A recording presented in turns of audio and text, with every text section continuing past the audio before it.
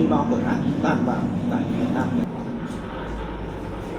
Ngày 10 tháng 4 năm 1965, nhà thờ trở thành mục tiêu cho bom đạn.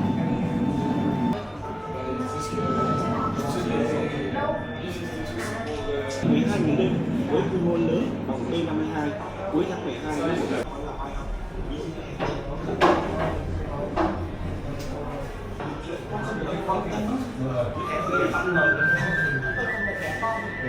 Chính sách đơn giản của nhà nước Việt Nam có truyền thống ba đời, có phải mặt chất.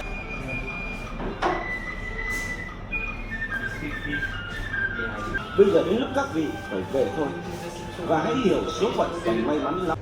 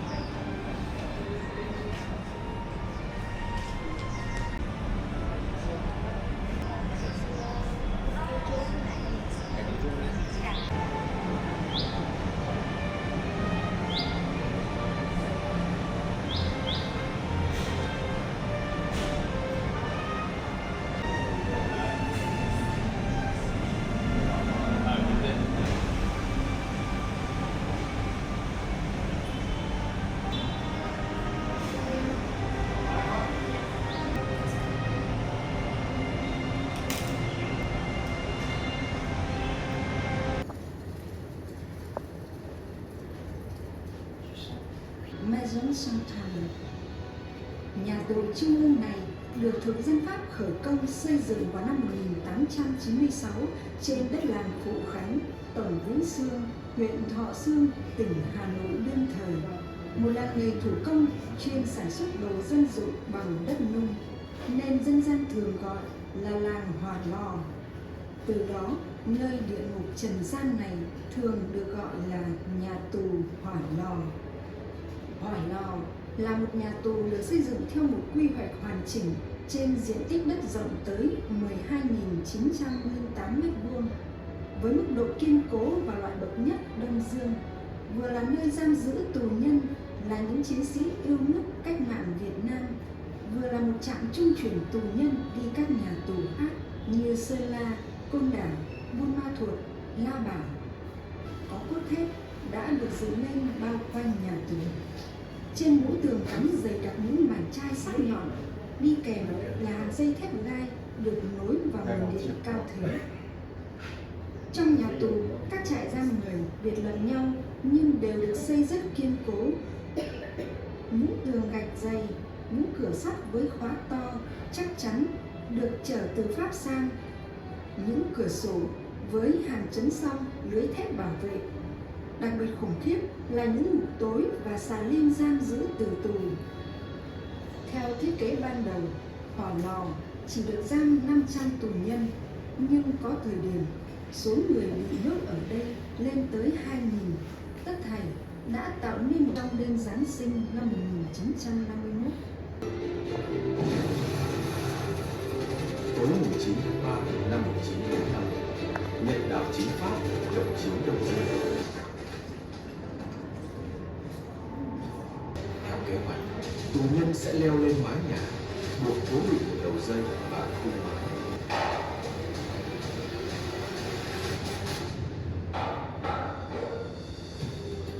đến chỗ gần nhất với bức tường bao quanh nhà tù, khát khao trở về hòa mình vào dòng thác cách mạng. Có các đồng chí Trần Đăng Minh, Lê Tất Đắc, Vũ Kỳ, Lê Trọng Nghĩa, Nguyễn Văn Kha, Nguyễn Trần Châu.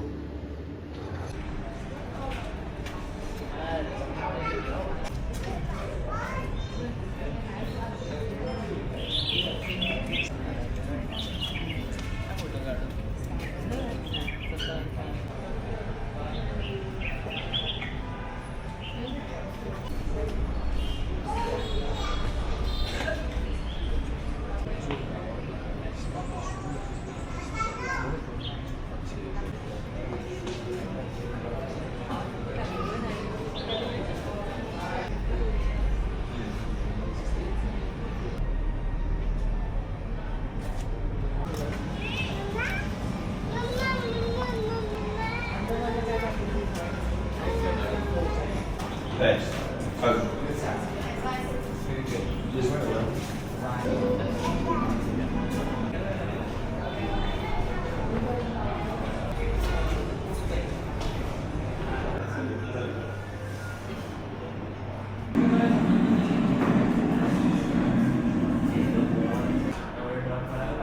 Ngày 14 năm 1965, Chủ tịch Hồ Chí Minh kêu gọi đáp lời kêu gọi của người quân và dân miền Bắc đánh trả không ngừng Mỹ bằng tất cả sức mạnh. Bệnh viện, nhà thờ đã trở thành mục tiêu cho bọn này.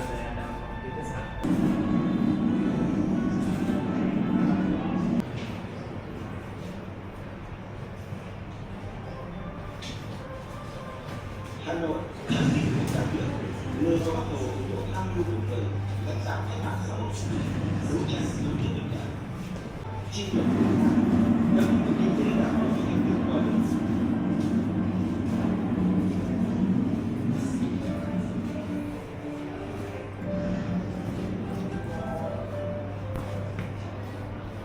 Không có gì quý hơn độc lập tự do, chống bị cứu nước là nhiệm vụ thiêng liêng của dân tộc Việt Nam.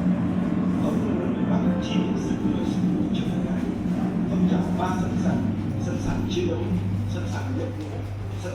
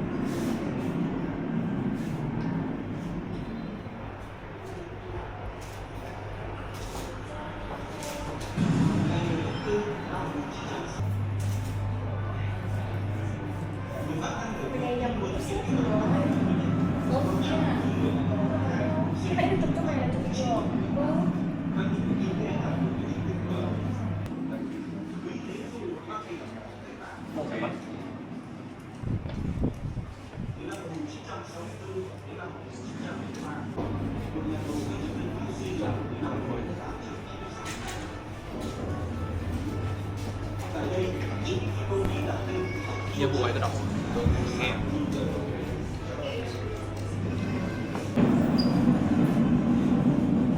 Cha tặng Hiệp định Geneva, đế quốc Mỹ và chính quyền Sài Gòn do Ngô Đình Diệm đứng đầu đã thẳng tay đàn áp, khủng bố chống lại nhân dân Việt Nam. Chiến lược chiến tranh đặc biệt thất bại, Mỹ đã chuyển sang chiến lược chiến tranh cục bộ với sự tham chiến trực tiếp của hàng vạn quân sĩ cùng với hàng triệu lính quân lực Cộng hòa gây bao tội ác tàn bạo tại Việt Nam. Chiến lược chiến tranh cục bộ vấp sự đánh trả mãnh liệt của quân giải phóng Việt Nam thống nhất nước nhà.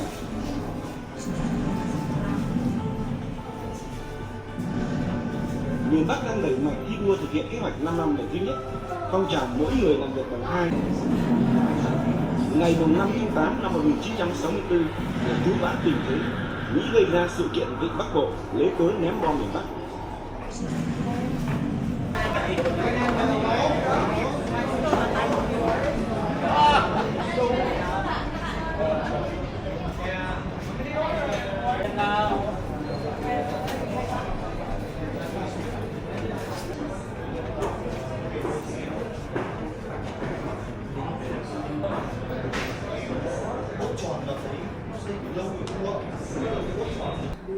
đã được thực dân Pháp đưa đến chốn này. tranh. Đặc biệt, không chỉ khuất phục trước những công cụ cửa xây tường cao dài thép.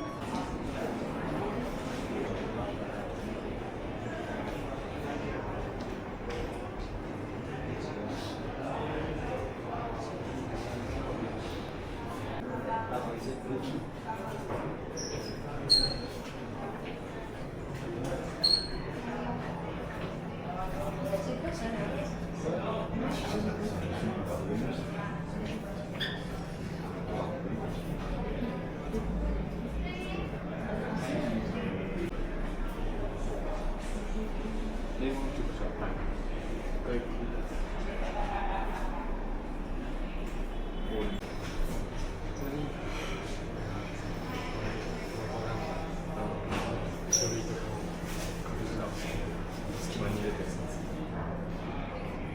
ったら見つかるんですね。拷問されて見つかるやつ。